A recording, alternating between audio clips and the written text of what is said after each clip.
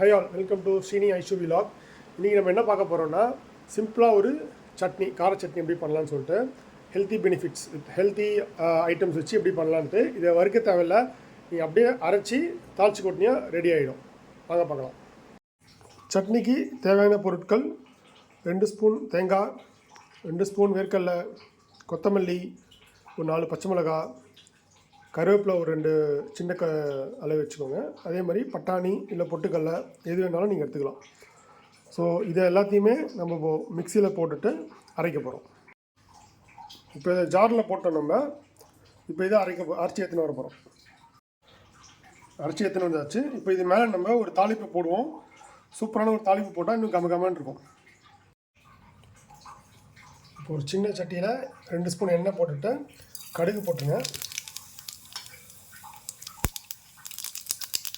அது வெடிக்கும் போது உளுத்தம்பருப்பு கொஞ்சம் போட்டுக்கோங்க. லைட்டாக சவக்கட்டும். இப்போ லைட்டாக சவக்கும் போது வரமிளகா ஒரு 2 போட்டுக்கோங்க வாசனைக்கு. இப்போ இந்த தாளிப்பை இதை சேர்த்துருவோம். உங்களுக்கு